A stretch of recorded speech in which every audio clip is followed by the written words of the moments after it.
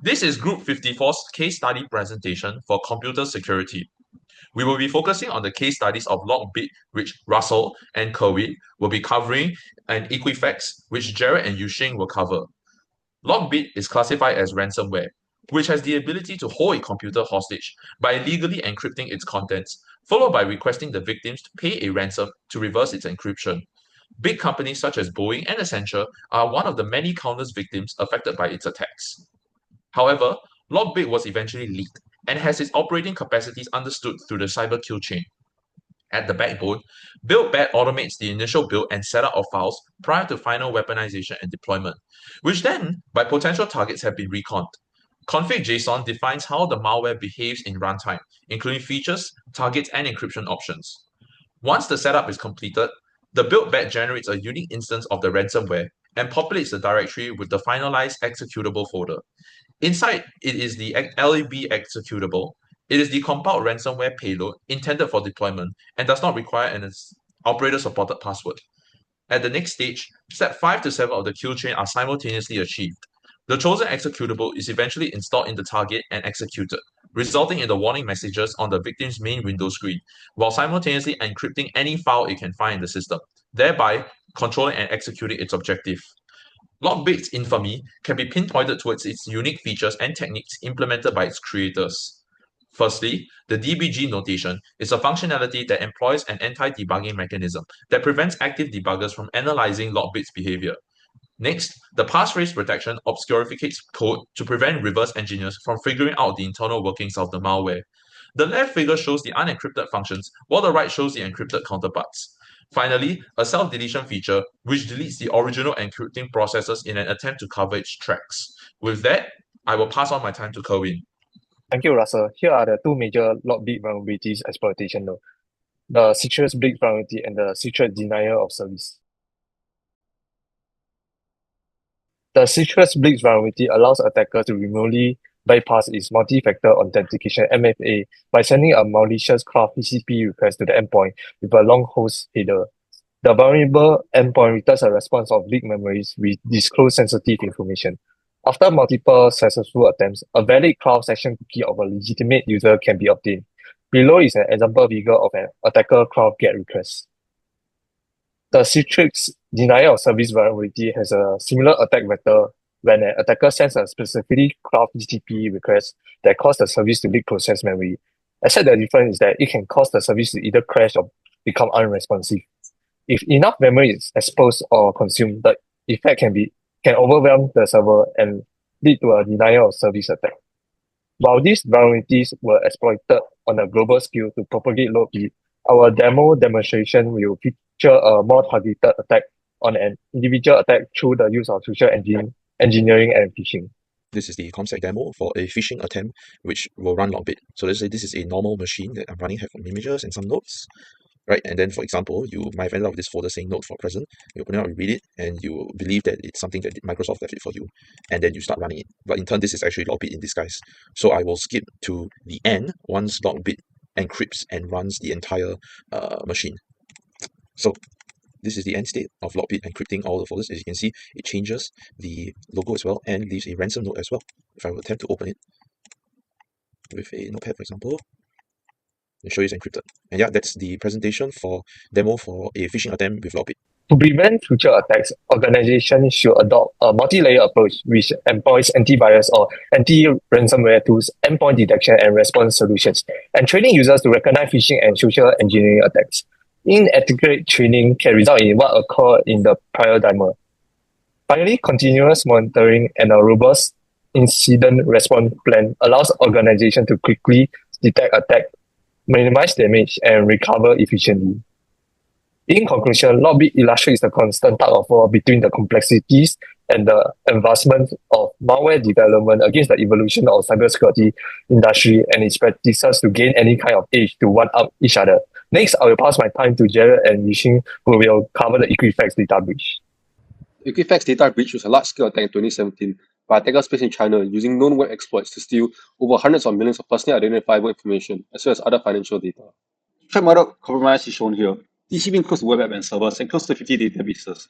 As Equifax is a major credit rating company holding valuable information targeted by malicious sectors both publicly and privately funded, it can be assumed that attackers have access to enough resources. Since the system is proprietary, system knowledge is minimal. This is some of the security of this system. Of this, only availability was not compromised. Hello, I'm Yu-Xing. Now I will explain how the Equifax data breach happened. This is the timeline of the event, but I will explain its detail using the cyber kill chain. Firstly, reconnaissance, where attackers scan the internet for Apache struck servers that are vulnerable. Next, weaponization. They craft malicious HTTP requests with hidden OGNL payload. Under delivery, these payloads were sent through HTTP post requests to Equifax public ACSS portal. Once received, exploitation began. The server execute the OGNL code, giving the attacker the remote control. Next, installation, where they upload the JSP web shells to maintain persistent access. The web shells use HTTP for command and control, allowing their traffic to bypass Equifax expired TLS inspection system. Finally, the attacker used stolen database credentials to move laterally and exfiltrate the personal data. Overall, this trend shows how a careless patch led to one of the largest data breaches in history. RUSSEL exploit used in Equifax as CV 2017-563. In Equifax system entire breach, when the post request sent to the customer display application in reverse being intercepted by the intrusion detection system, resolve simulation about the request, like location of origin, etc. After this, we pass to reverse proxy. While many commercial reverse proxies are more complex and can filter out malformed requests, do load balancing, etc., the reverse proxy for Equifax was simple and allowed all requests to pass through untouched to our Apache structure application. After the post request reaches the application via the server container interface, it will be sent to the filter chain where it will be intercepted by various parcels, which will make sense of the input. The vulnerable parcel is specifically the Jakarta multiple parcel, one of the 3 parcels provided by Apache to pass multi-part content. Multiple parcels scan headers to read some of the multiple input and throw errors if the input is malformed. The code shows a fixed patch of vulnerable code errors. In the function build error message, information is passed to localized text with fun text, which calls the original evaluator. As you learn in class, for format strings, we should always encapsulate input strings with %s. Similarly, as the input was initially passed in verbatim, it will be taken as a string and evaluated by the OGNL evaluator. Perform HTTP requests with OGNL code header would thus reach a header to the error generation object where be evaluated, resulting in most correct execution. Now let's look at how the exploit payload actually works. This Python script shows how attackers leverage Apache struck vulnerability in the breach. First, the function builds an HTTP header containing malicious OGNL code. It gives unrestricted OGNL access bypassing the normal control. The payload then removes security filters that will block dangerous code. Next, it adds a system command, for example, uploading a shell or running a database query. The script then spawns a shell to run the command on the server, and the command output is sent back in the HTTP response. Finally, entire payload is hidden in the content type header and sent to a vulnerable app, triggering remote code execution. Let's walk through a shell demo. Here we set up a demo web server that contains the Apache struck vulnerability. On a separate attacker machine, we have the exploit script we just discussed. To start an attack, we simply run the script with the URL of the vulnerable website and the malicious command. This triggers the exploit and executes the command remotely on the victim server. For example, by running ls, we can view the server's file, and with ID, we can retrieve system information. This demonstrates how an attacker can achieve RCE, which can then lead to installing malware or stealing sensitive data.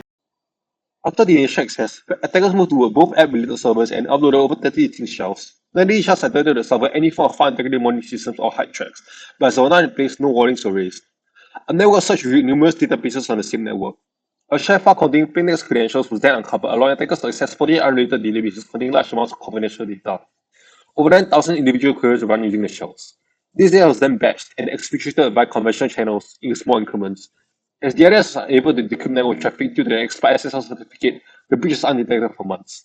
While timely installation of security updates could have prevented the attack, the initial access alone should not be blamed for the breach. Even if it was a 0-day, there were many places where Equifax could prevent the leakage of critical data or reduce its impact. In particular, a web access firewall and a well-configured reverse proxy were ported the malformed requests preventing from reaching the application. A functional IDS that could decrypt traffic will allow Equifax to instantly detect and react to the attack, giving attackers no time to fully exploit the access. File integrity monitoring will flag the batching and execution of data, leading to early detection, and network segregation will prevent those database accesses in the first place. Lastly, credentials do not have to be stored on the system. And even attackers have managed to compromise the entire web application server, if those credentials were not lying around in plain text, the damage could have been significantly reduced.